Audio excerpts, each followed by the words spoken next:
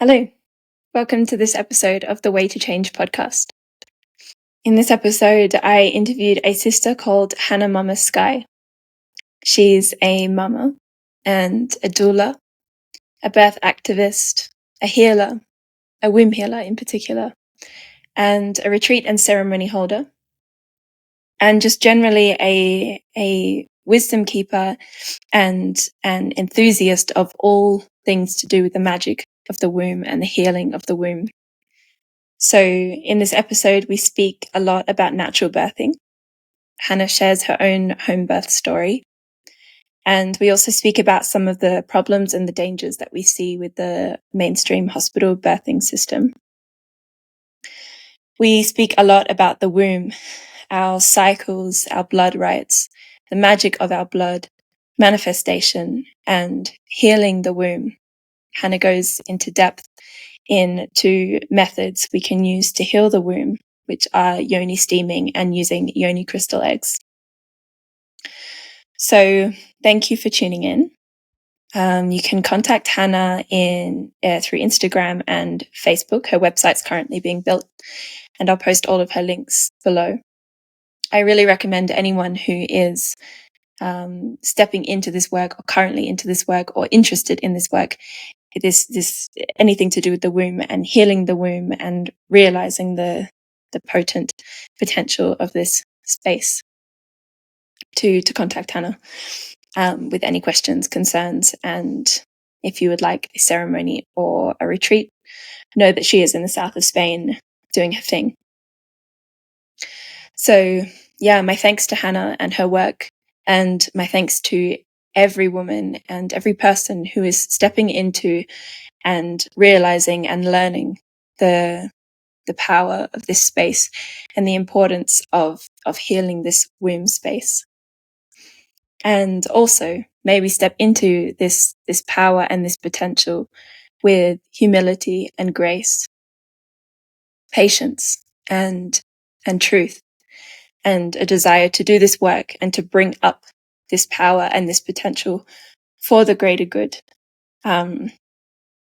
We can rise and we can free ourselves and we can empower ourselves, but we aren't free until everyone is free. So may we not use this power to dominate other sisters, other brothers. May we not use this power to make the fire of anger towards men bigger. The anger will not drive out violence. We can feel our anger, we can release our anger, and it's important to do so, but ultimately, this anger needs to be let go of. And I speak these words for myself and for every woman who feels in resonance with this message.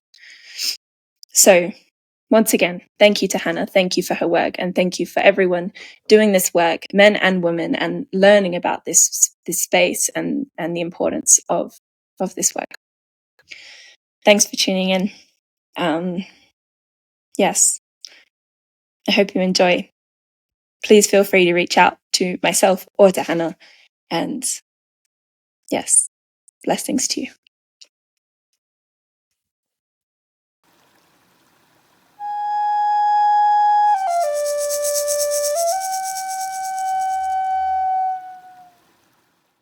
Okay. Hannah Mama Skye, welcome to the Way to Change podcast. Let's start by hearing some of your background, who you are, and what your passions are at the moment, where your focus is. I'm Hannah Mama Skye. I was born in the UK, and I've been in the healing and wellness world. I worked out the other day, it kind of blew my mind, for like 20 years. I'm 38, and I first studied massage and alternative therapies when I was 18 years old, and it was through the touch of massage that I got feedback, and I realized that other things, energies, were moving through my hands, and that there was something else going on. So I've lived many lives. So I was actually a model for in London for 15 years, and I really believe even being put into this world with so many women in this like intimate way was a part of my story and journey. And I would model, I would save up, I would go off on yearly what I would call spiritual quests, and I would end up everywhere from yoga in India to plant medicine in Peru, to crystals in Australia. I was always following, always since a little girl, been divinely guided and have followed spirit and where I'm meant to go next. And it was after my time in Peru, I came back and had a really strong vision about the work that's needed for women in the womb and for the goddess. And the Waking the Goddess, this retreat vision came to me that I was scribbling it down, and there was a formula and various tools I'd learned along the way and were yet still to learn were sort of coming to me, and this package was coming together that what I wanted to offer women. So I left London and I went to the south of France to practice my first retreat, if you like, some friends and friends of friends, and just as this is what I saw and this is what I felt, and let's do this. And it was so amazing, powerful, that I knew it was going to grow. But I felt called to Spain, to the mountains of Spain, for various reasons. Again, just called here. And I arrived here in 2018, looking for the perfect place and land to hold Waking the Goddess retreats. It was in this time that an amazing woman called Vanessa Brooks reached out to me. She is the founder of Zalaluf Midwifery School here in the mountains. And she just reached out, something very simple, like, we're a fan of the goddess down here. So I went to explore the school and everything that she's created there, and then enrolled in this sisterhood, suddenly feeling like, it's through birth that we can ultimately heal our earth. And how, these beings that are coming in, these light beings that are coming in to create change, how important it is that they're born not in captivity, but freely in a peaceful, loving, safe environment. And I became a birth activist before I'd actually given birth myself. And I really believed, through everything I was taught at the school, I really, really believed that, as women, we have this innate wisdom within our bodies to be able to birth freely and peacefully and within our power. So that sort of set, that's sort of what's got me here, to holding my retreats here, and then being a part of the school, this amazing sisterhood of women that are really there to bring change in birth, and then ultimately, to our earth. Yeah, and just to clarify for anyone that's listening, you're speaking about an area in the south of Spain, and it's where Hannah and I met. And Hannah is speaking about a birthing school called Zalaluf. And then you did the course, no, to become a doula.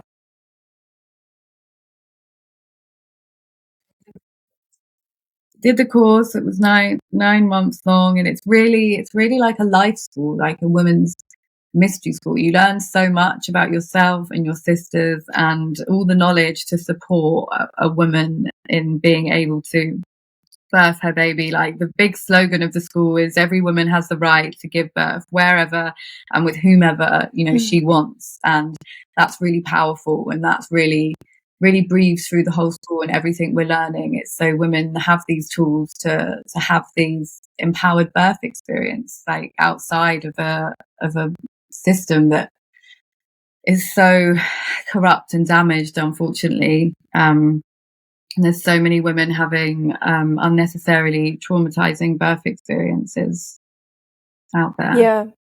Yeah, let's go into that a little bit. Hey, what's your perspective on the mainstream way of giving birth and going to hospital, and a normal hospital, which in some circumstances, and as you've said to me before, like the best way for a woman to give birth is the way that she feels safest, that she feels most comfortable. And if that is going to a mainstream hospital, then this is good. No, if you feel safest in that context. But what's where do you think?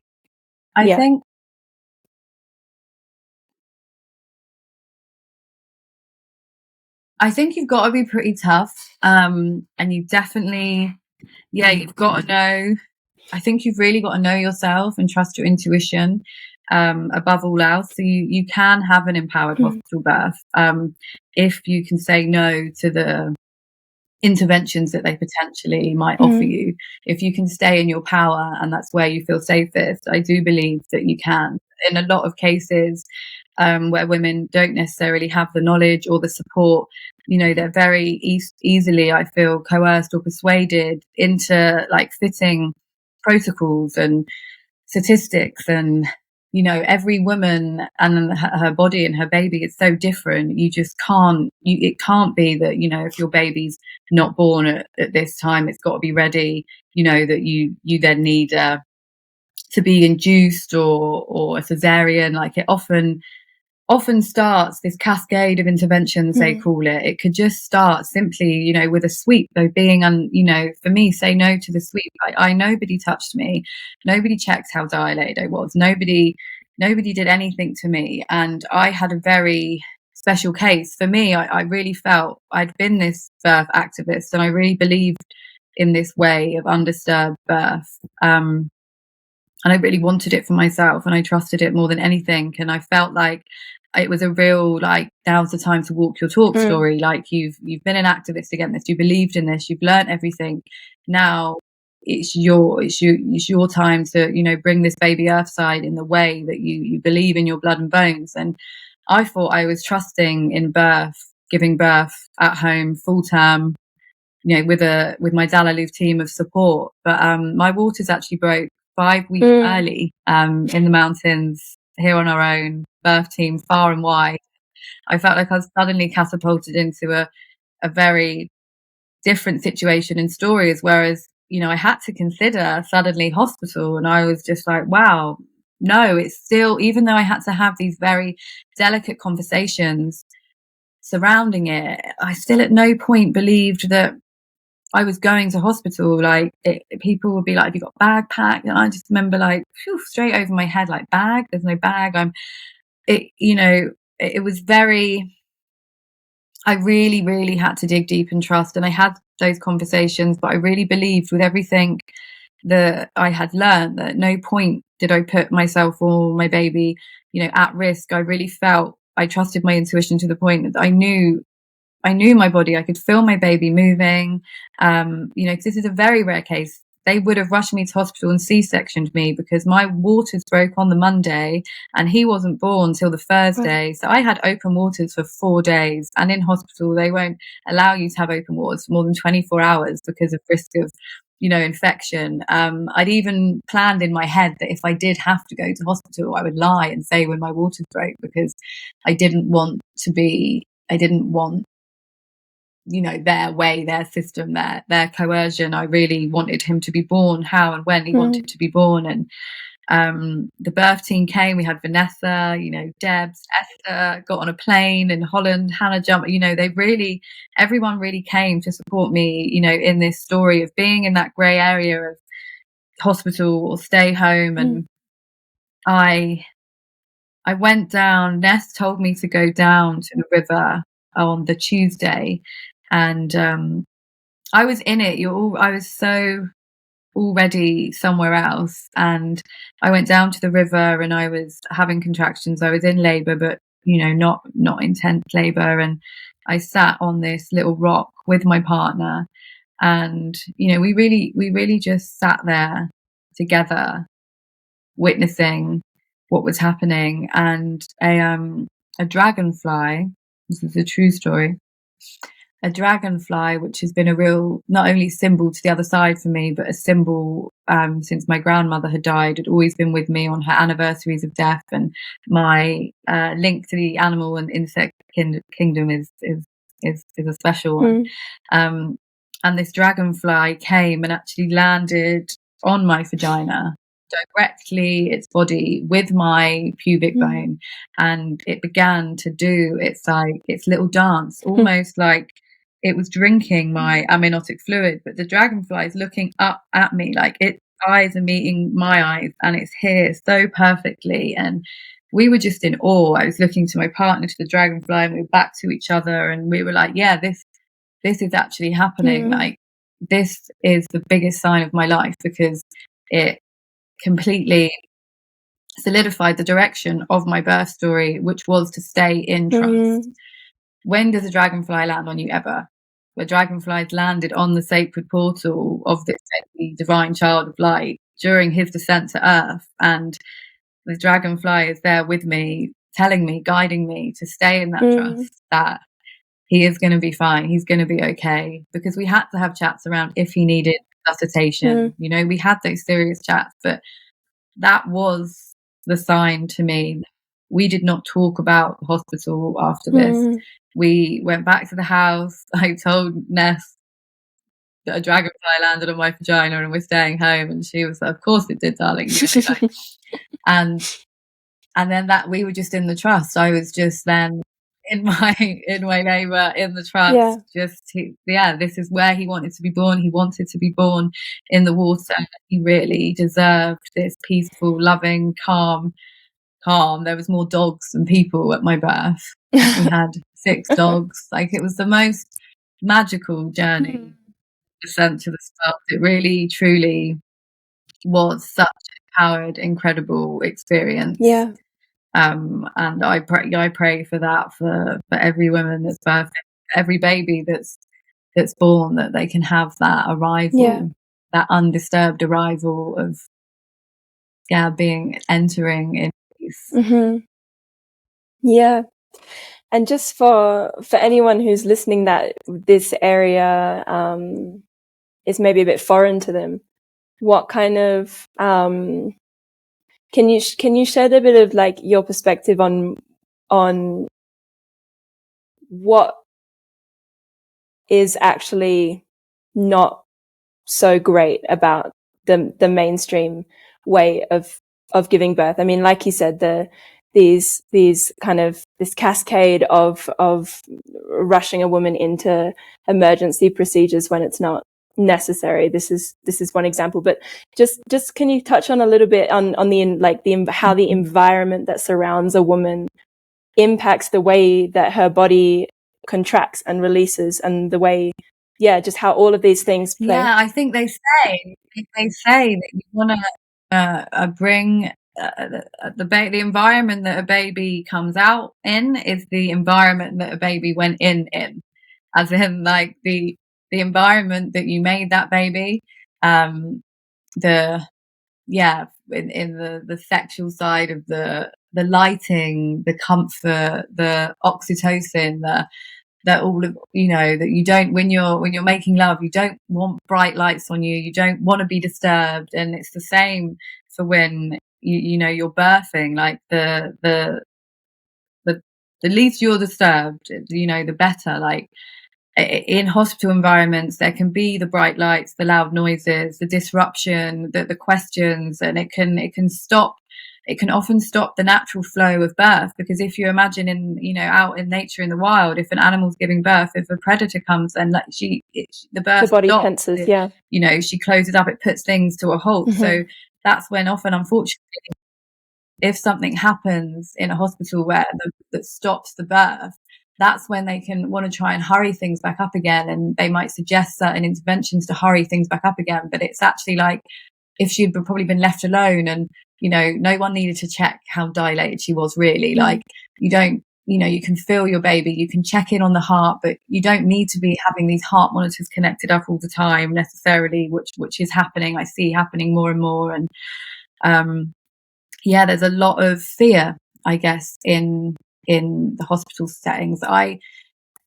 There are emergencies where fantastic that we have that service, and there are some amazing angels working within this service to create positive change for women, and thank God they're there. what was I going to say? Yeah, for me, birth isn't a medical emergency unless it is. Yeah, this is when the it thing, is, hey? you know, and thank goodness for the help there. Why? Yeah, this is exactly what I was thinking about as you were sharing. I think Alison touches on it in one of her poems.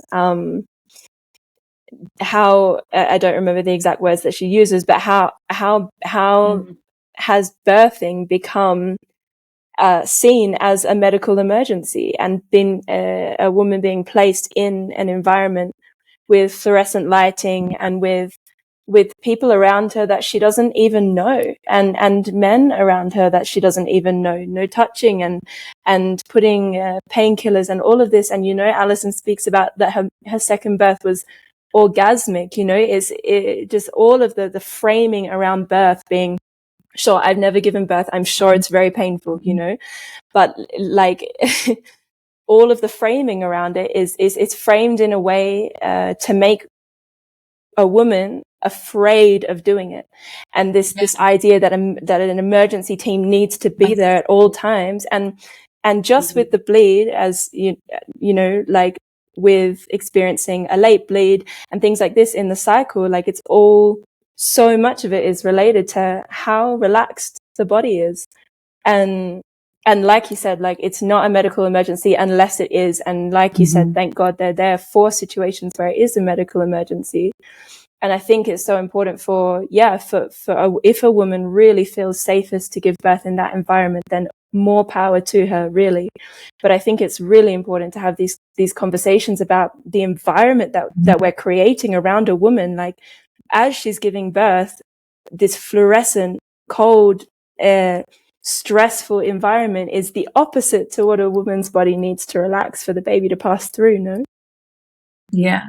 And it brings struggle, and then interventions, or, you know, drugs are then brought in, and then she's not even feeling things happen. And, you know, because even then when you use the word painful, like it's I would use the word intense. Because it's intense, but also you've got all the hormones at play. So you're being taken care of by your hormones, your body. It really is like your body. The best thing you can do when you give birth is get out the way, because your body knows exactly what it's doing. I heard a story once of a woman that birthed in a coma, and that really stayed with me in my own birth, because I'm like, if she birthed in a coma, then, well, she didn't do anything. Her body knew exactly what to do. And I'd read so many birth stories, positive birth stories, and I'd heard about this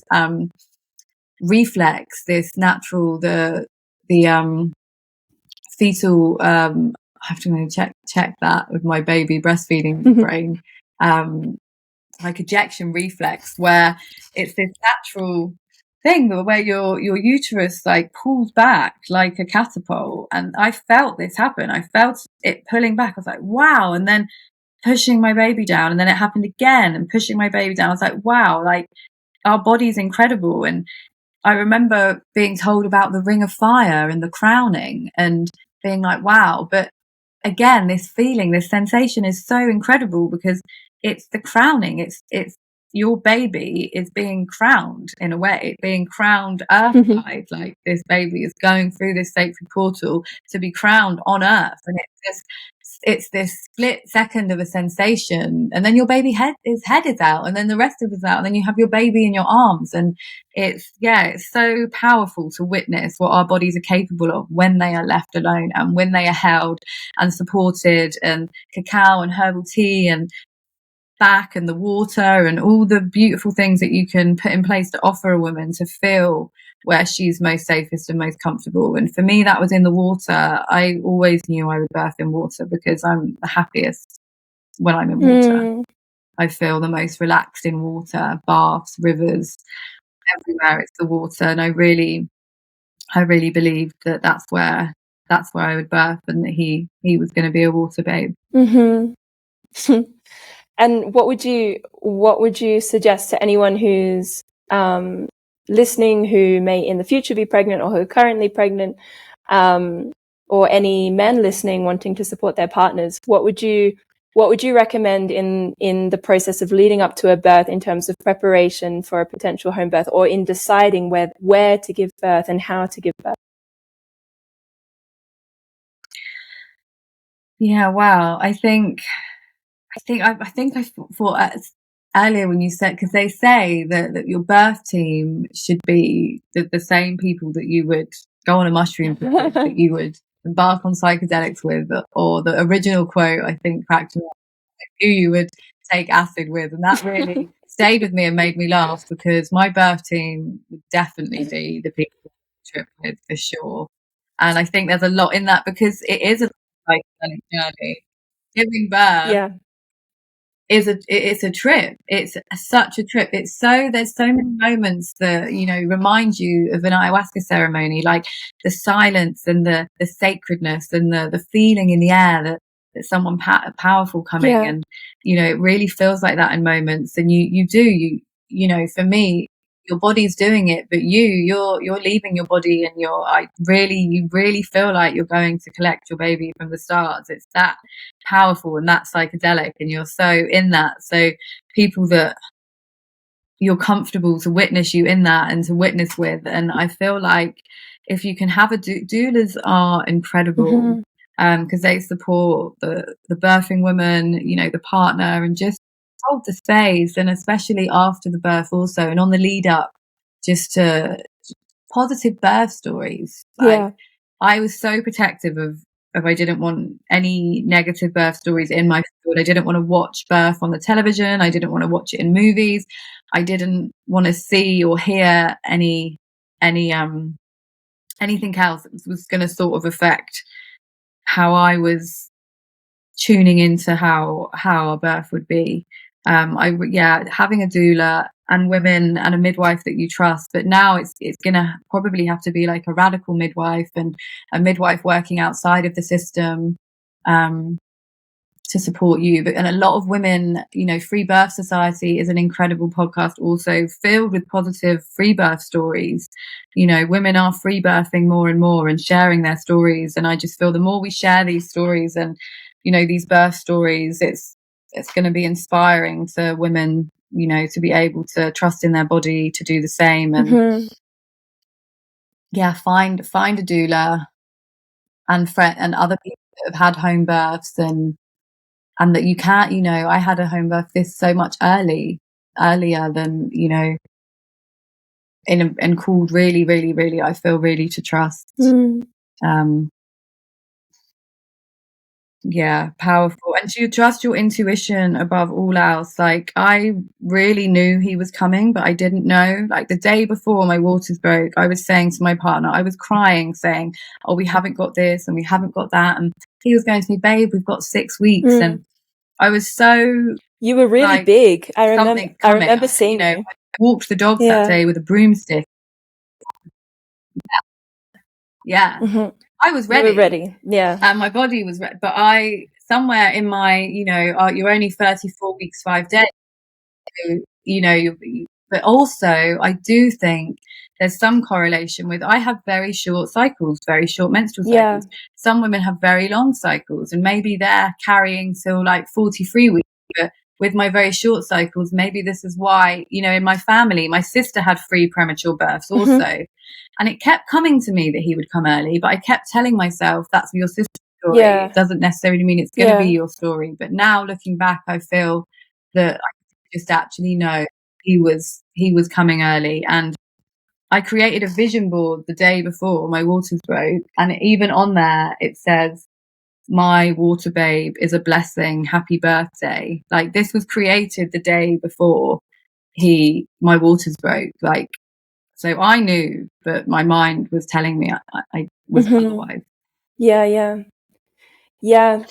And how do you know much about kind of the legalities around giving birth in a natural setting? I know, a little bit in terms of some Indigenous cultures being legally forced to give birth in mainstream hospitals and being removed from their homes and things like this. Do you know much about this? Wow. That's just terrifying. I mean, I don't think it's even so it's legal here in Spain, is it? Like, there's so many places, sadly, that if they're making home birth illegal, that's just terrifying. Mm-hmm.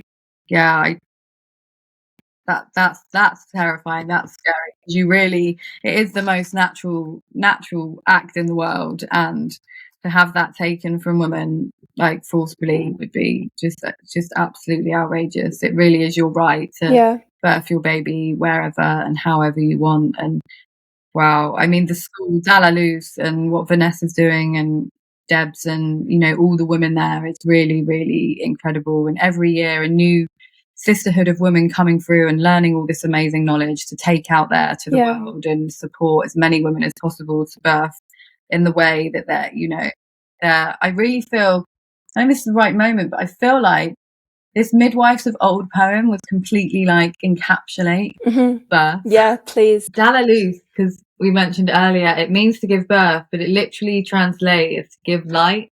So I thought I needed to finesse. So I was asked to step in for Vanessa, the founder of Dalla Luz, last year, and I was sat there and was like, what do the midwives of old want to tell us?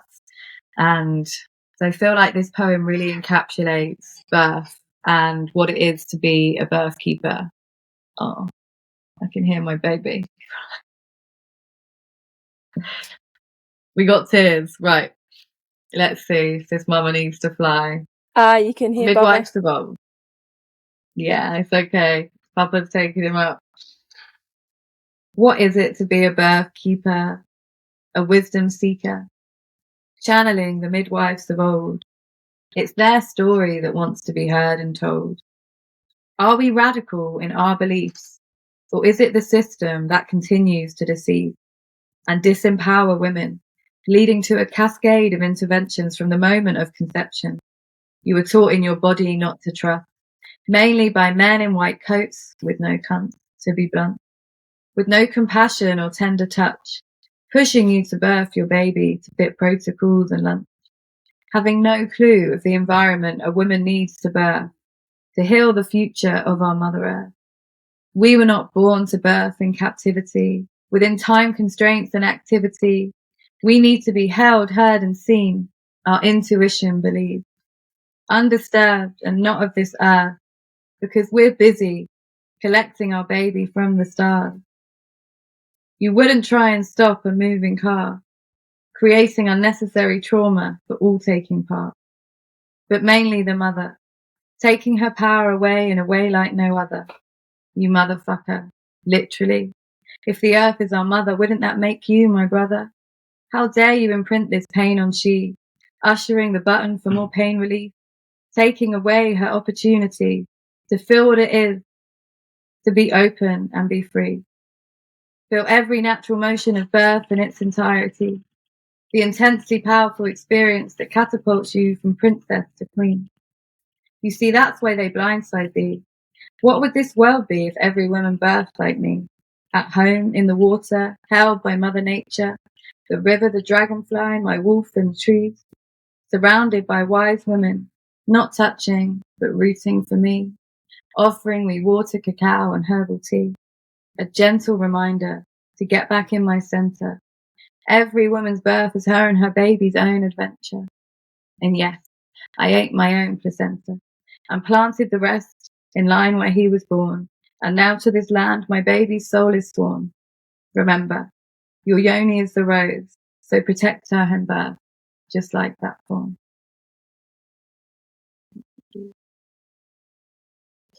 Thank you. I can hear him scream. Oh. Yeah, do you want to go grab There's my placenta. No, this is my placenta art. Yeah. So, my placenta. Oh, wow. Qué bonita. Okay, well, maybe that's kind of the perfect ending to that kind of chapter of this episode. Unless you have anything else you want to share on natural birthing before we kind of move on to more womb work. Yeah, no, I feel that feels really good for that chapter of birth and the school. Yeah. Nice. Yeah, and just as well, for anyone listening, I do plan on contacting Vanessa actually. Not sure if she will be up for it, but yeah, this woman that you're speaking of, founder of the School de la Luz in Spain, I think it would be really incredible to have her on here. Yes, definitely. She is the change. She is. So let's mountains up. She is a powerhouse. Yeah. Mm-hmm. Yeah. Yeah. Yeah. She is. Okay. So let's move on more to your knowledge around the womb, and particularly of healing the womb, and how we can. Yeah. How did you start that process for yourself? Let's start there. I definitely,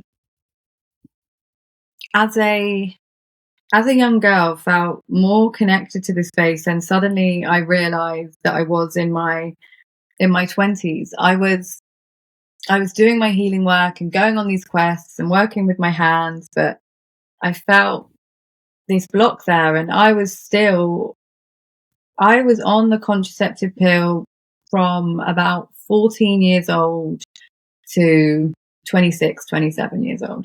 Wow. For a long time. And wow. It's so wow, long time. A long time. I yeah, it was the sudden realization and the huge grief of this disconnections in my womb, and for every bleed that had not been a natural bleed, and for this blood and lost connection to this sacred space. When I started delving into the womb and womb rights and blood rights, and realizing what had been taken from me, or had been offered and encouraged to a young girl that was actually, looking for not only for contraception, but, I bleeding a couple of times a month, painful periods, no guidance of, what this meant or what was happening in my body, or, a natural way to have understood this. But this, this will help, take this story, and then you won't get pregnant, and then you're in it and you're on it. And this fear around becoming pregnant, so you become relying on this little white pill that is like ingesting you with fake hormones and having this fake bleed, and you're completely actually cut off from this space. And it sort of hit me when I started wanting to take charge of my own fertility in my late 20s, and it was, I would never forget, I brought a journal and I stopped this pill, and I felt like I had to get to know myself all over again. I remember titling this page in my journal, like, who is Hannah off the pill? Because I didn't know.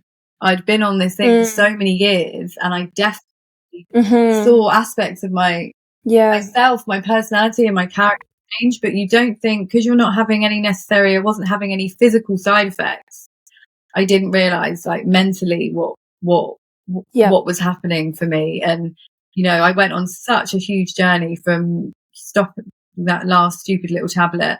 And that was really the journey at the start of going into my womb. And I went in of all the things from miscarriage to abortion, to just everything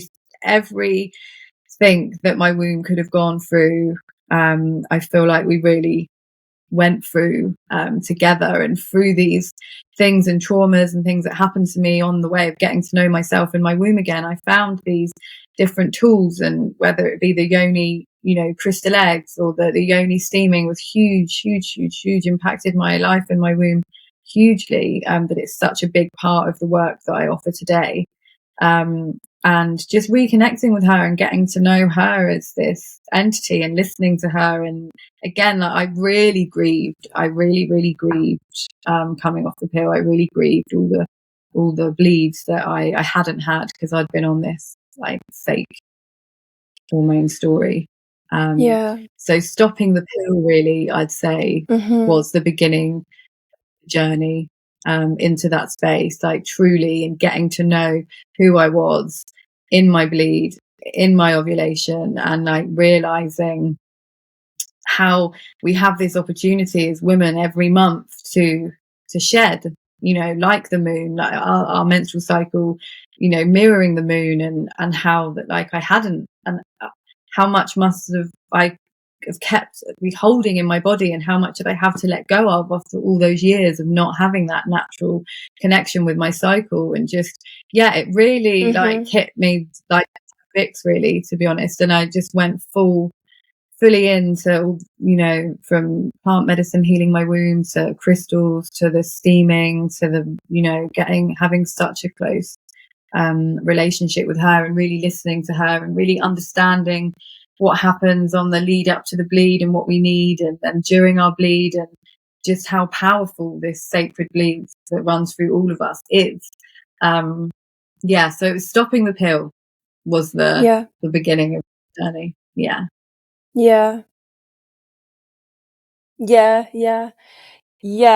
Really, like, for me too, I wasn't on the pill, but I had the IUD, the hormonal IUD, and I didn't bleed for 4 or 5 years. I didn't bleed, like, at all. The IUD just stopped the bleed. And originally it was like, at the phase of the life that I was at this time, like, I really hadn't started my healing journey yet.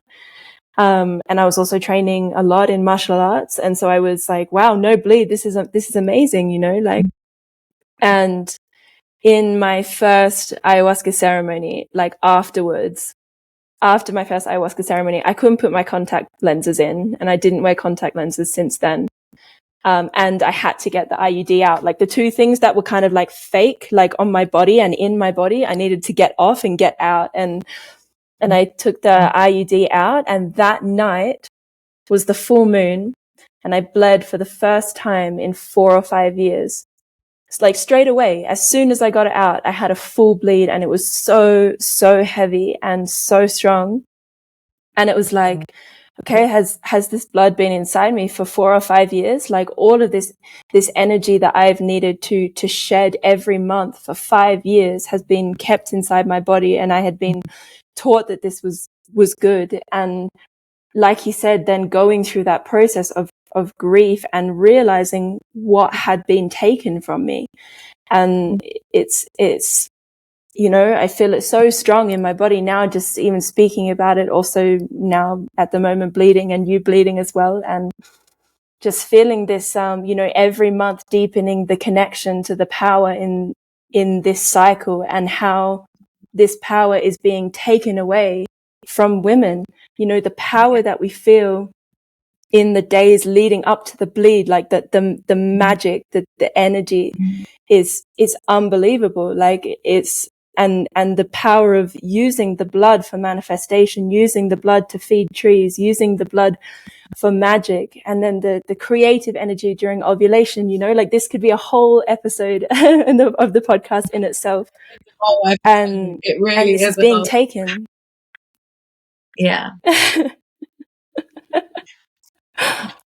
But it's women are being robbed from this, to be able to maintain the 9 to 5 Monday to Friday job. Because how can we maintain a Monday to Friday 9 to 5 job when we're in this cycle? We can't, we can't without suffering.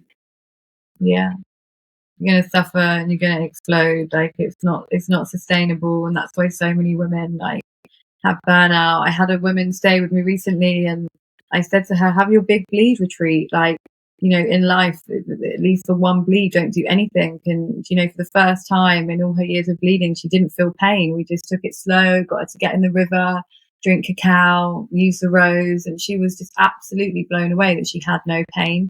Like, our bleeds, our periods are actually not meant to be painful. If there's pain there, it's like, what is she trying to tell us? What are we not listening to? What do we need to let go of? Or we are doing too much during this bleed, like, that we need to rest and to listen. And I'll finish this bleed talk with another poem that encapsulates it all. Also, our blood is so potently powerful. And you're right, it's another thing like birth that's been taken for us, and like just completely suppressed and oppressed, and made to be this like dirty, disgusting thing, when it's like it's life. It's like it's magic. I bled in the river the other day and watched the blood in the water and was like, wow, the whole universe is in there. The way it was like moving like lava in the water, like it's magic. It's magic. Our blood is magic. For sure. Yeah, really encouraging anyone to start exploring this this gift that we receive every month and the different ways we can use it, whether that is in painting or writing spells, writing the words that you want to manifest, painting it on your body. For the last sometime maybe the last year or 6 months or so, every month I'm placing the blood on each of my chakra points to help open and to help it, to use the strong vibrational energy of this blood, placing it on your third eye, placing it on your heart and praying. It's so powerful. And not to mention how good it is for the earth. It's like the best manure you could possibly have for your garden. Be careful though, like water it down. No, it's strong, but yeah. And just noticing also, like when I took the IUD out, noticing how my body changed, like the shape of my body, how much weight I was carrying, like I felt like I got my femininity back. Like I felt that my feminine flow was blocked the whole time this IUD was in. And as soon as I got it out, it was like, awakening the goddess within me. Like, really, really powerful. I can really resonate with that. My whole shape changed. And you know what was crazy? Because I was modeling and I was a lingerie model for years. It's so interesting how then suddenly I stopped this thing and my body just actually fell into this beautiful, natural physique of mine, where I felt like I'd been working against something that wasn't naturally mine. And I too changed shape and was like, wow, okay, so this is what I look like. Actually, this is my physique without putting this thing in my body every day.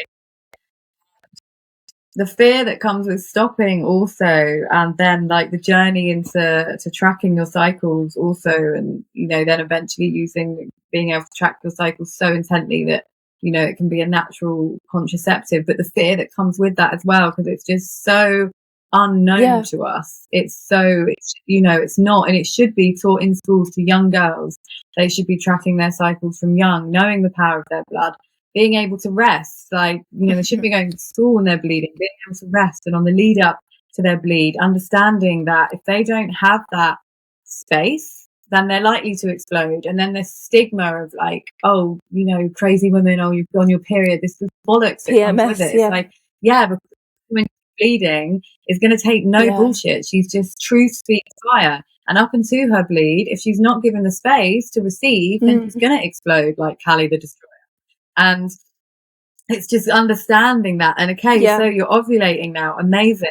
Shake your fucking tail feather. You're at your best. You look your best. You feel your best. You smell your best. Like, this is when you want to do the thing you want to do. Like, whether you want to go for the job you want to go for, ask a person out. Like, you're shining your best self at this moment, and like the seeds that you can plant and using it. Like, our menstrual cycle as women is the most incredible form of witchcraft that there is. We have this gift of magic within our blood and bones that we can use every month to pull in our reality. And it's super, super powerful. It's really powerful. And I recommend, if you're just delving in, like, there's an incredible book called Wild Power.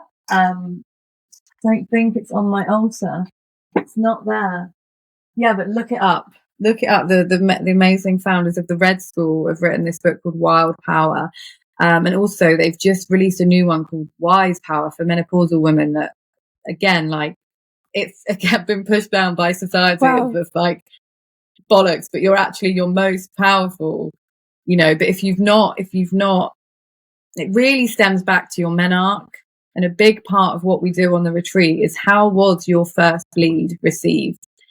Going back to that memory, because if it was not received well, it can affect your whole relationship with your menstrual cycle. And if you're not connected with your menstrual cycle it can also then affect your birth, and it's this knock-on effect of disconnection. But if you really can go back to how was your first bleed received, because in some cultures you are celebrated, you're given red crystals, everyone wears red, everyone dances, it's like this amazing celebration that it should be. Wow. Definitely in the, you know, how we grew up, it was not well received, or for some, you know, young girls, it's not even talked about. You're passed some tampons, which horrendous, like, you know, and like not told about it, not talked about it, and like you're left to suffer with this thing that's happening to your body alone, and you know, it really affects your future relationship with your blood. So if you can go back as a woman and really remember how your first bleed was received, it's really powerful. Wow. Nice to know. So this actually, each poem comes with a story. This, I was in Portugal and I was staying at a friend's house and I was bleeding. And so like, obviously, you know, in Europe, we don't flush the loo roll down the toilet. So I threw all this bloody loo roll in the bin, but then something in me went to cover it up. And I was like, why am I covering it up? Like, and it really stopped me in my tracks. And then this came out. And I called it the Bleeding Goddess. Covering up the blood that came out of me was a periodical travesty to make out that she's make-believe, hidden, dirty, disgusting, like some kind of disease, when she is life and death, Mother Nature's breath, and all that's left, the unspoken theft of a woman's knowing, journeying from maiden to her proning, owning, finally, her power. For years her blood was devalued by the patriarchal tower. Plug her up and push her down to stamp on. Misguided masculine energy acting as a toxic tampon. I'll never cover my blood for you. She's sacred, all-knowing, and that's what scared you too. I'll let her run down my legs that stand above all that's untrue. Running, bleeding, angry and hot. For every womb that's ever forgot its magic. They made you believe to bleed was tragic and to feel shame, with nothing but your blood to blame, to not know how to transmute the pain and to rest and to listen. Holy shit, was that a premonition? Sorry, my blood holds clear vision. Stop, bleed on it, don't make a decision. I'm bleeding in agony for every woman that had to forsake their bleed, and it's a great and timely death. It's the death of the woman believing that she is anything less. The bleeding got it. Wow. Yeah. At home, more blood, more blood work, and more honoring of the blood, more realization of what it is.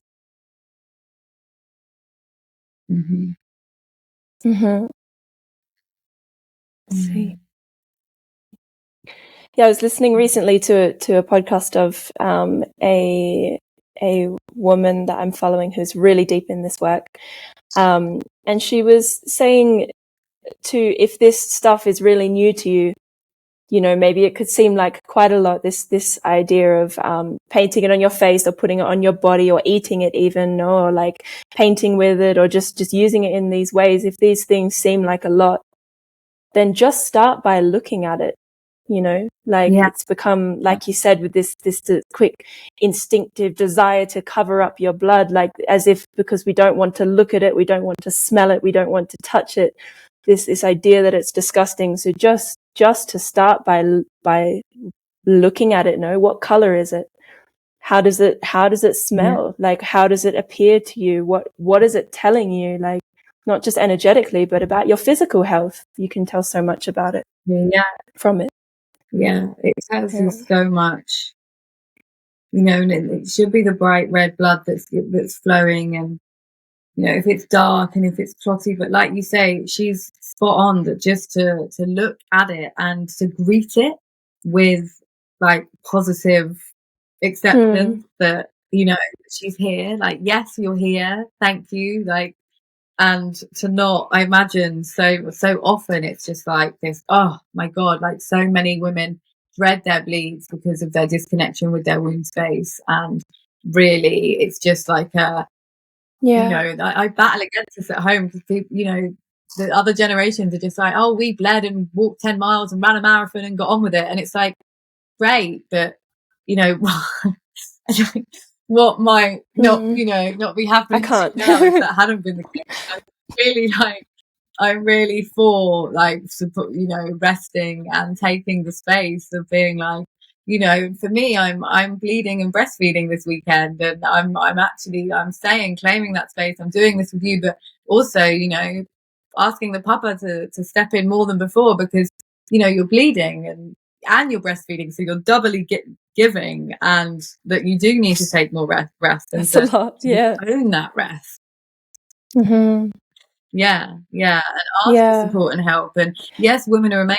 We can do everything, but we're also not meant to, when we're bleeding, do everything. It's a really powerful time for us to pay attention, to really enter into that universe, into that void, into whatever you want to call it, but really, and to not necessarily make any decisions, and to always bleed on it, to always like bleed on these decisions, because lots of stuff's going to be coming into your field when you're bleeding because you're so close to the other side. But to write it down, to not necessarily act on anything till after, like giving your body the opportunity to shed and to die a death. That we have the gift every month as women, when we're bleeding. And also to not include women that, had hysterectomy or don't have wounds. They can still work with the moon and the moon phases and every month as well. So they're having that shedding with the full moon and replanting their ideas with the new moon. It's still very much there, and even if it's not there physically. Yeah, the connection with the womb is also quite a big, with the moon, I should say, the womb with the moon is a very big topic as well, and the different energies that it brings in if you're in sync with particular phases of the moon. This is very strong. So in terms of healing the womb, do you feel ready to move into that space? Yeah, I do. I feel I'd like to share my first Yoni steaming experience. Actually, I was at an all women's festival in 2018 called Women's Fest. And there's an amazing woman, Lorraine. We actually gave birth at the same time, and she had a magical water home birth also, and she's amazing. And she held this beautiful Yoni steaming ceremony. And I'll be honest, I'd been working with the crystal eggs, and I hadn't ever come across Yoni steaming, vaginal steaming, and I was like, okay, it felt really powerful, but I never anticipated like what the effect it would have. I floated out of there on another planet, like I was somewhere else entirely. And what I felt leave, how I felt her be cleaned, how I felt like you feel these, you can use different herbs and plants, but these subtle plant medicines are going up into this space. And how, of course, and there's lots of controversial stuff about, there's so many naysaying to Yoni steaming and crystal eggs and everything, but boohoo and veto to the lot of it, because unless you've tried it and had the experience, you're not going to know. And the experience of Yoni steaming is so profound and so healing. And I have stand witness, when I had this experience and I came out of there, I was like, I have to steam every vagina in the world. I was like, this is my mission. I was like, this is such a gift. This is as I started to dive into its history, it is a practice that in ancient cultures they would use this as a monthly bring together to support women through all the cycles of their lives, in so many different forms. Whether it's bringing on a late breed, it can be used for sacred abortion, so women can take it into their own hands. It can be used to making the womb a fertile space. You're very fertile after steaming. Do be careful if it's the first time you're steaming. Be prepared to become pregnant, because it's cleaning out the house, basically. It's making your womb this ready, fertile, nurtured, lovely space. And so many other things, like the benefits are huge. They're not just energetic, they're physical. If our womb isn't functioning correctly, it really knock out all our other systems out of place. And I think to have a healthy functioning womb for a woman is so integral for all aspects and areas, in their life and in their health. So I couldn't recommend Yoni steaming enough, and it's a big part of the work I do in the retreats, because I've witnessed the profound effects this has had on women and their womb health. So I'm a huge advocate of Yoni steaming, and so grateful that I found it. I had that experience that day, to be now able to offer it to other women and witness its magic. So okay, well, just to clarify for anyone listening who doesn't know what it is, or who is new to Yoni steaming, do you want to just give like a very basic outline of what the process is? Yeah, of course. So you would heat some herbs in water, and you don't, you want to cook them, you boil them for too long, but it's the steam of these herbs that you want. So you want to keep a lid on and get a very hot pot of herbs. There's many ways to do it, and I think you want to do it safely, obviously, because you're working with boiling water. So if it was something you were doing for the first time, I would definitely recommend using a box or a stool. You might have seen like stools with holes in the top, or boxes with holes on the top. You don't also need one of those. You can just like kneel on two cushions and hover, resting your weight on a bed or on a surface, because the idea is that the steam is gently going up your vulva, your vagina, and into the womb space, and it's not meant to burn, it's not uncomfortable. You're having the steam off these amazing like herbs like lavender and rose and chamomile, like gentle, beautiful aromas of steam that you're sending up into this sacred space. And you would sit for, I'd say, about, I think 20 minutes is a good length of time, 20 minutes, half an hour. And you go on a journey from, first of all, you're like, oh, how's it meant to, it's a bit like, oh, is it meant to feel right? And then you're just suddenly like, aha, like wow, like it feels amazing physically to begin with. But then what happens is you enter this space, this other world almost. Like, you came, you experienced now. Yeah. I was fortunate enough to have my first steam in a cacao and Yoni steam ceremony with Hannah and our dear sister Aya. And that is really, really what happened with me. In the beginning, it was this pleasure. It was this, wow, what is this like warm massaging of my vulva and of my vagina? And then, and I had resistance to it at the beginning. It really much was a ceremony. It really, really felt similar to the beginning of an ayahuasca ceremony or any other plant medicine ceremony. This initial resistance, like I couldn't, I don't know if you remember, but I couldn't get comfortable. I couldn't sit still. And it was not because of physically I I wasn't comfortable. I had everything I need to be comfortable. It was my body resisting the power that was about to come. And I remember you coming up behind me and placing your hand on my back and just breathing with me, which helped me to relax. And then, like you said, I opened through this portal, basically. And that is what has happened to me every time since doing the steams. I try to do them once a month. I really feel this this portal open. It's unbelievable. And like you said, like it's like you come out of it and it's like, wow, what has just happened? Like it really needs time afterwards to integrate. It feels almost quite psychedelic. Yeah.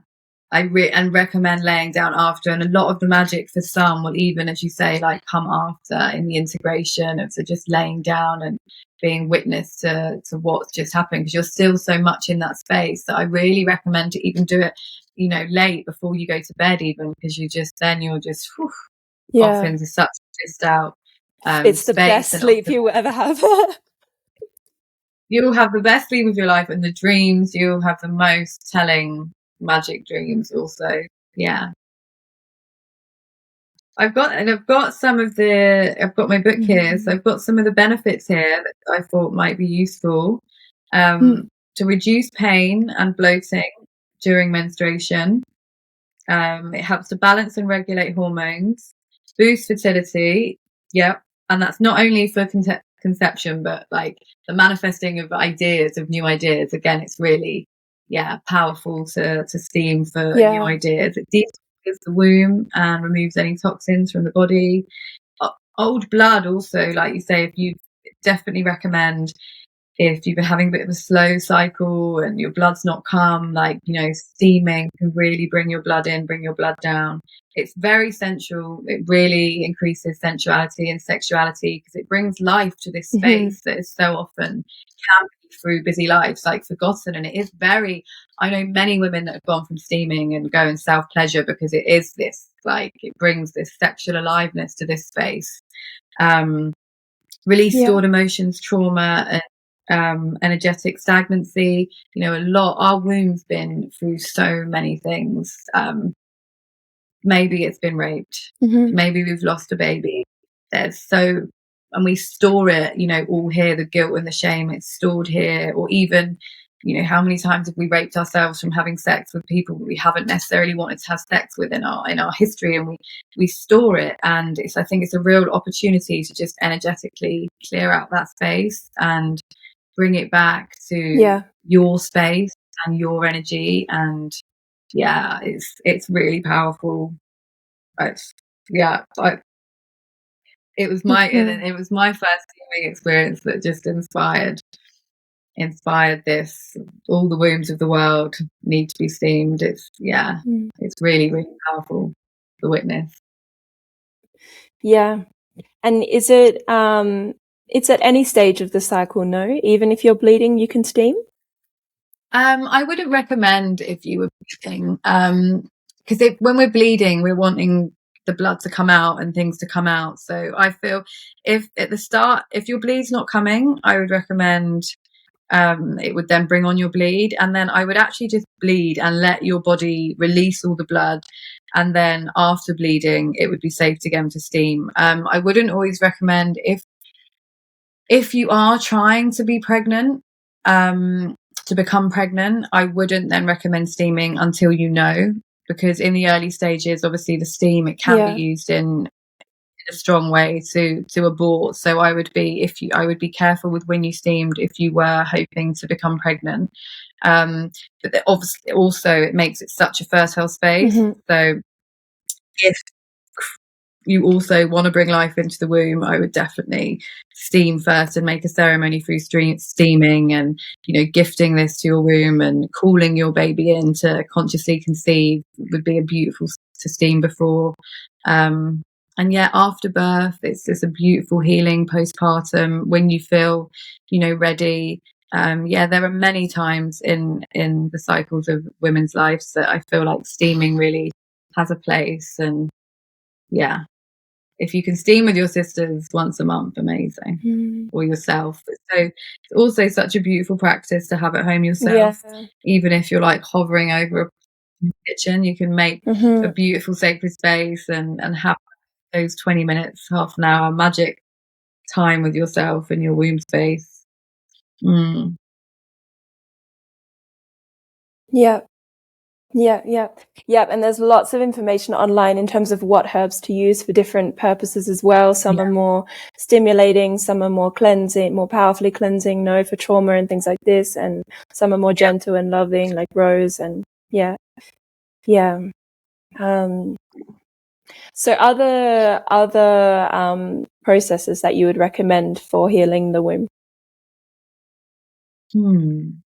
So I have an egg here. Before steaming, I was on a job, a modeling job, and I was on a plane, and I ended up sitting next to this amazing woman who had some birth trauma and birth injury, and it was through the use of crystal eggs that she had healed this space. So that really, I was then became really curious and started going into the history of Yoni eggs and how like these jade Yoni crystal eggs had been used by like Chinese royals, and it was this secret kept in between like the palace walls that, you know, these women would use these crystal eggs to heighten their sexuality, sensuality, and have better orgasms and but heal the space. And again, like going down this rabbit hole of like, wow.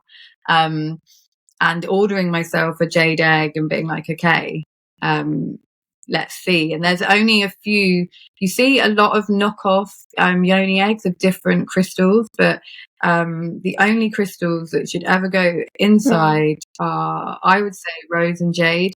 And there's even controversy around obsidian is safe, but I really wouldn't recommend working with obsidian until you've worked with jade and rose, and until you know obsidian as a crystal and the power it holds. Because you can always still place the egg on your belly button on the outside. I would recommend to begin with the obsidian. The best for healing the womb space. I feel if there'd been some real trauma to that womb space, I would really start with jade, but nephrite jade. And you want it to be the dark jade, not the light jade, which is slightly porous. If you've got to think, you don't want any kind of crystal where any bits could fleck off inside of you.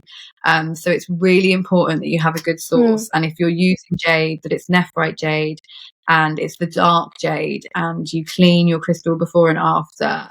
I would really recommend the jade for if there's been big trauma to the space. Then gently, like, to have a practice with a Yoni egg. The rose quartz is so beautiful for reconnecting. You know, we have this channel, this energy channel, this link between our womb space and our heart. Like, they are connected. They're connected. And if you upset our heart, our down there is going to close. And I believe it's even, you know, it's the opposite. It's the opposite for men. That's why when often you feel like your heart is hurt, you feel yourself close up, and you don't necessarily want to open your womb space to the person that's hurt your heart. They are friends, and they are connected, and they protect each other. And sometimes they're also cut off from each other. You know, our heart can be closed, and the rose quartz can really help remake that connection and open the heart and womb space and reconnect them, and it's a beautiful healing. I feel like the rose is the most used. I feel like in Yoni eggs, and the most the most common, and the most one of the she's magical. Rose quartz, if you think, she's the mother of the crystals to me. You know, the clear quartz is the father, but the rose quartz is like the mother. So she's nurturing, and she really holds you. Even when you wear her, like, you can really feel the power of the rose quartz. So it's a really beautiful gift to that space, that sacred space, to work with the rose. And I would recommend, if you've never used a Yoni egg, different sizes come again for different cycles that you're in your life. But a medium rose is with the which is drilled. I recommend, if you've never worked with a crystal egg before, that you do use a natural string to pull them out, because again, it can be quite terrifying. You're putting something up there, is it going to get lost? What goes up must come down. But until you've like made that connection with the egg, eventually you can, with your muscles, you know, you can release the egg with your muscles. And she often also comes out when she's ready. I mean, end up having some crazy experiences. I've got friends that have lost their eggs down compost loos, and I've lost mine I've got a shock when it's like hit the toilet bowl. I'm like, oh my god, I've slept in it. And I recommend that a rose medium drilled with a string would be the best egg to begin with. and to do in a gentle meditation, and that it's not there for too long. You can, again, it can be used for the healing of the womb space, but also it can help with physical side of things in terms of like strengthening the muscles in the space. If you're doing exercises around the egg, or it can just be used as a tool to be placed into the space to heal that space and to meditate with. And sometimes you can sleep in it to dive into the dream realm, but also not too often, because if you imagine your vagina's is keeping it in, so you can even overwork your muscles if you sleep with it too often. So just feeling it out and figuring it out, and just starting off with a practice, maybe a meditation with the egg, and just getting to know the egg, this crystal, and feeling it in the space, and having it on your belly button also before, and connecting with the crystal before putting it in, and asking your Yoni, asking the sacred space, is she ready to receive the crystal right now? And she will tell you. She will also tell you if she doesn't want anything in there, crystal or otherwise. Yeah, sure. Yeah, and just to reiterate what you said about the importance of cleaning it before and afterwards. Don't let anyone touch your yoni egg, and especially with eggs like obsidian. This stone is really, really powerful. Like you said, it's going to draw in heavy energies. This is what I feel from this stone. And I have worked with obsidian. I also started with rose, and then kind of moved to obsidian. And it's really strong. Like I was sleeping with it at nighttime for some weeks, and I had some really, really strong dreams, some dark dreams, some stuff really like coming up, So like you said, like to really know the obsidian before choosing to work with it. And I'm curious, like, and and also, so we should say like how to clean it before and after, like for me, salt in water feels really strong, under the moonlight, on the earth, just so that the energy return to the earth.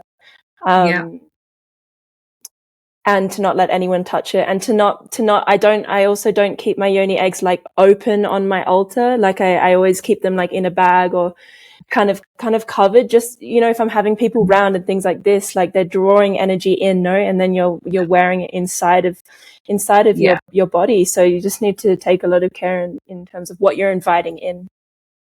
Definitely. And I really wouldn't recommend anybody working with obsidian unless they know this crystal well and have worked with it externally, which is really powerful to work with externally, and just to keep it, it can still be on your womb, but like you say, I definitely wouldn't be a starting one for someone. And why in your opinion, like is jade, rose and obsidian the only ones that I mean, obviously for the, you don't want to put anything that has any kind of like flakiness around the crystal, but for other, I've seen lots of yoni eggs. I even have one that is tiger's eye and jasper, and I've seen amethyst quite a lot. Like why would you not recommend? I always believed that it was because of the porousness of the crystal. And then just in my personal experience, the jade, the rose and the obsidian, but I honestly, I don't feel like I can comment, because I haven't held those eggs in my hand and felt them, and are they smooth? Would it be safe to put up there? I know there's a lot, they've become very popular, yoni eggs, and then suddenly they were appearing in like every crystal and every stone, and I know that not everyone would be safe. Again, I would have to have my hands on them, and I think, and see them, feel them for myself before I worked with them. But I know that rose and jade, nephrite jade, are safe because of my experience, so I can definitely recommend using jade and rose, but until I haven't worked with other stones put into eggs. I'm curious but I'm yet to have that experience. Yeah, no, that's good to know. Yeah. Okay, so yoni steaming, yoni eggs. Anything else in particular around the womb that you feel to share in terms of reconnecting with the womb or working with the womb or tuning into the power of this space? Spending time with your hands on her, I think, really dropping into her.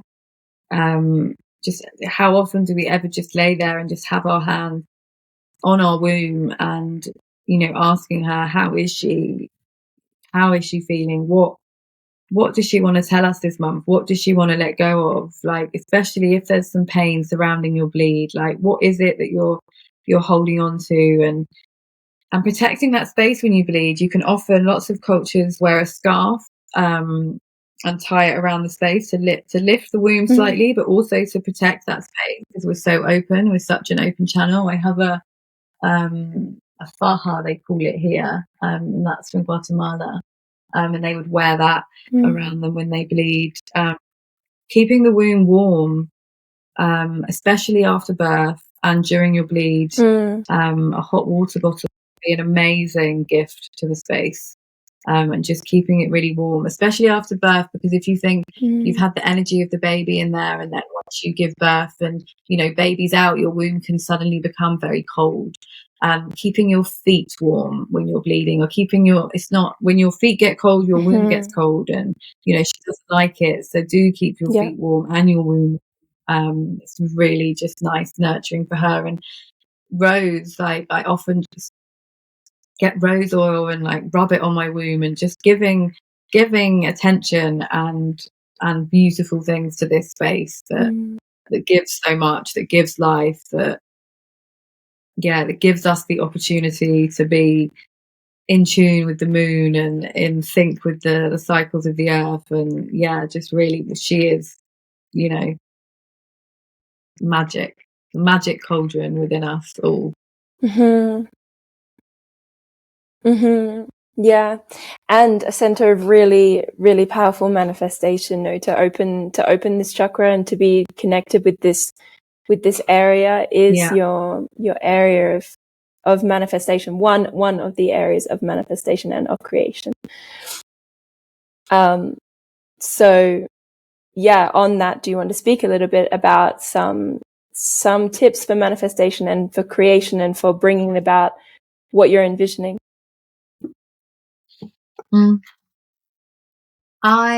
So manifestation is such a huge, vast one.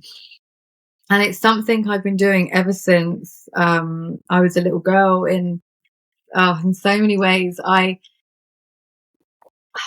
would cut out pictures of women, of the goddess, of models, and I would cut them out and I would stick them on cardboard and I would collect them and think, wow, the female form is beautiful, is magnificent. And it's so surreal. It's not surreal. It's like I was pulling in what I was going to do, even because I was a model. I was in swimwear and lingerie, and these are the things I'd cut out as a little girl, so young. Like from so young, I'd started creating these vision boards, if you like. And I am 38 now, and I have been making and creating vision boards since in my teens, and I have so many vision boards at my mum's. What I love about this collection of vision boards is that they tell a story of my life. Like I can actually pull them out and have witness to the magic that happens when you create.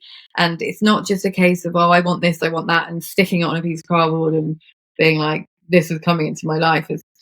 There's so much with manifestation. It's first of all, it's through the heart. It's with an open heart that we need to manifest, and it has to be for the greater good. It's like it's making that commitment that this isn't just for ourselves, that we're pulling this in, we're in service to change into the world, and it is for the greater good, and that we're manifesting through our heart, through our womb space, and in the letting go. There's the gratitude that we have to have first for all that we have already, when we're like calling in what it is we want to put into our lives, and then letting it go, like it's already ours, like not having attachments or whether it's coming or not. And I create a vision like like I'm casting a spell, and if you can see my latest piece here that I made on the last new moon. And things. So I get loads of magazines and pictures and words, and I spend a whole day and I'm pulling out what I'm drawn to, and then it's all in the spell, like in the mantra. Like there's a way that it's created on this board, but then I read it as a prayer. It's at my altar. I read it every day as a prayer. So I'm visualizing it. I'm sending it off as a prayer, as a mantra every day, and it's just what is, and you're trusting and believing, with surrendering and letting it go. So powerful. This is actually a big day. This is a whole day on my retreats, creating vision boards, because it really is, once you get your into the flow, creating these you can create them every month if you like, or every 6 months for the next part of your life. They're really, really, it's a really powerful tool. And they read the way they read, like a prayer, like a mantra. Where is she? And they're all over the house, they're all over the house. I can see. Wow. One's so old. I've got one here that is like, this was when I stopped the pill. So this is 10 years old. This is when I was 27. And even so, it says like, at the retreat, find peace. I hadn't even, the seed of like running retreats for women hadn't yet even happened, but it's on here.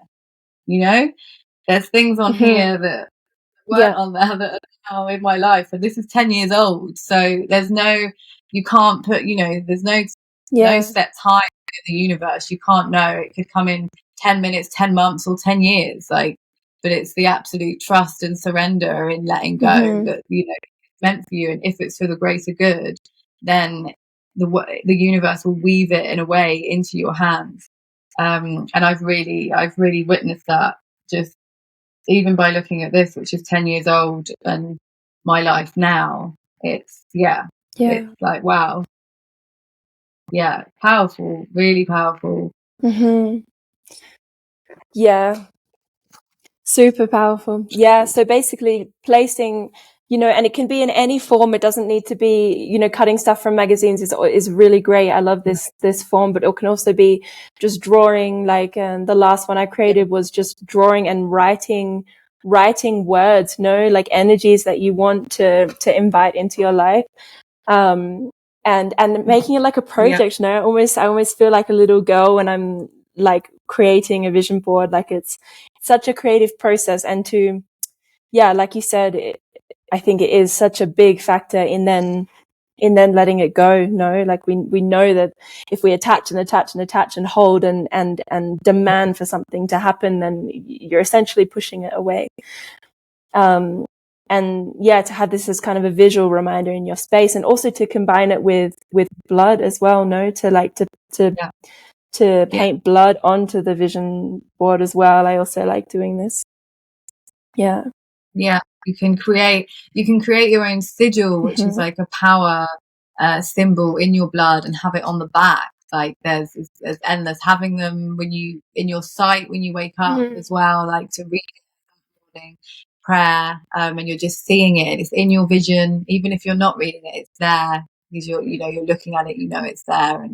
And to just have, like you say, it's so playful and creative, and to really enjoy that. And you can make them for yourselves, you can make them in your partnership, for your family. Like, you just have fun with it, and not and again with everything, it's not so serious. Just just having a fun time doing something magic, creating a magical spell and having it there. And then also being like, wow, like that's now in my life, that's now in my reality. Like some of the craziest stories and things of like an item on your vision board, and then it's suddenly in your life. Like, then you're like, wow, wow, this is really magic, undeniable magic. Yeah. Yeah, just when you mentioned that, I was just thinking about Alison's vision board that she shared with me before I left Spain. I will speak to her about that when I do a podcast with her, about the engagement, and really strong things can happen. Be careful what you put on your vision board, and I think about it think about it carefully. That's true.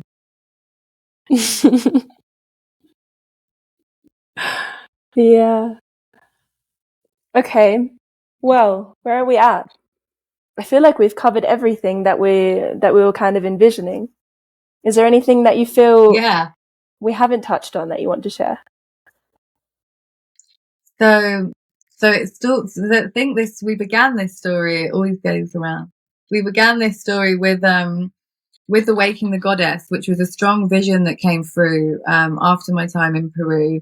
And I was then quickly in France trying it out on, like, you know, friends and friends of friends, and had such a success. And then I come to the mountains here, the Alpujarras, and in the divinely guided way, I'm brought to this amazing woman, Susie, an incredible young spirit and soul and musician and magic witch mama, and to her land. And I knew I'd visited other places, but there was something about the sacredness of this land and her open heart, where I just knew that the retreats were going to be here. And it's such a crazy story because it's here, it's where I am now, it's where I birthed, it's where I fell in love, it's where I live, it's where I hold the space in the retreats. And it is this abundant land that just keeps on giving in so many ways. And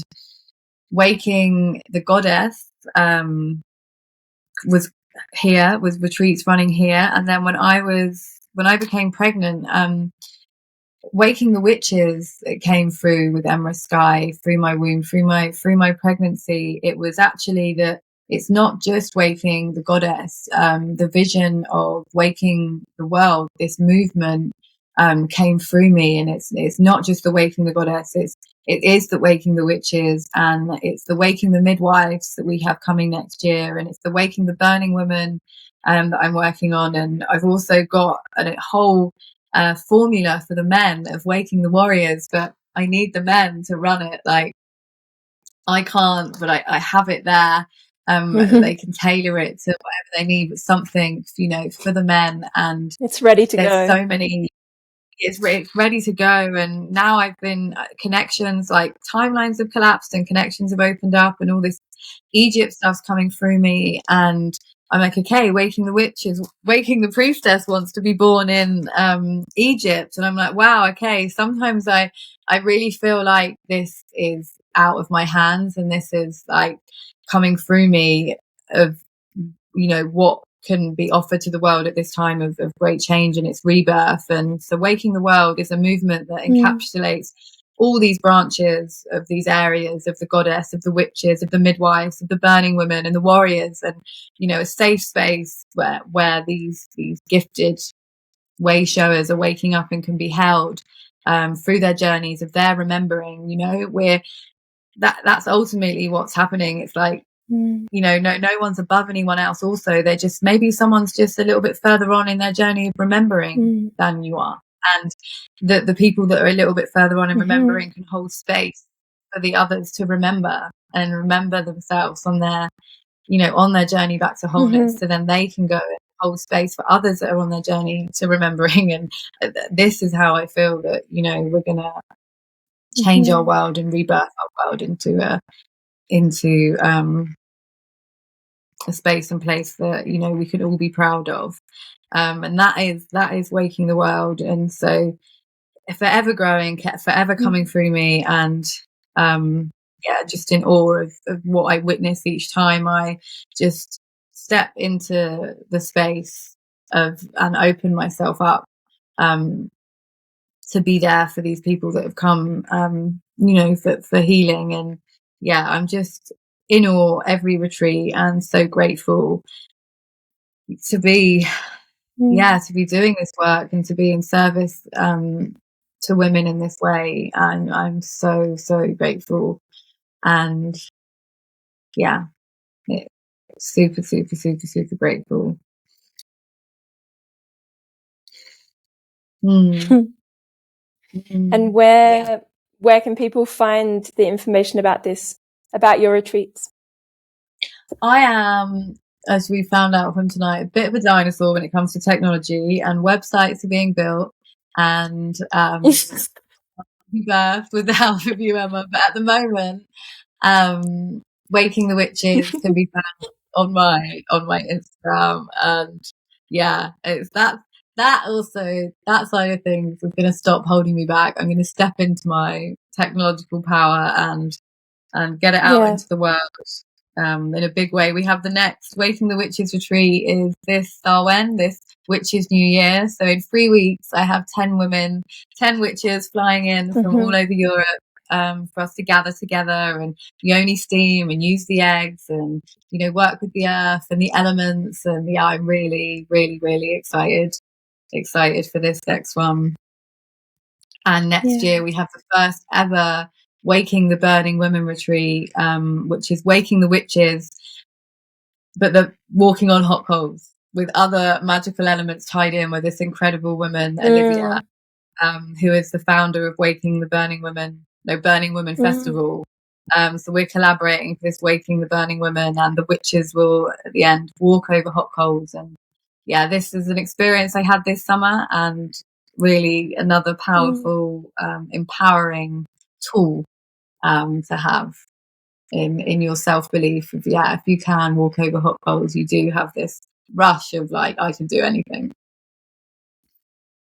Yeah, sure. Yeah. Wow. And would you like to mention Poetry for the People as well? I would. I thought, how can I not mention Poetry for the People? So many stories. I feel like I could record a million podcasts with you, Emma, and I think I'm going to have to start telling my stories in podcast form, because there's many stories and many quests that have like brought me to where I am today. And I have many mentors that I've worked with over the years, and that I continue, that it's still, still in my life to this day. And, I have lots to thank to many of them. And, one even saved my life. I was going to marry a very abusive man, and he actually saved my life.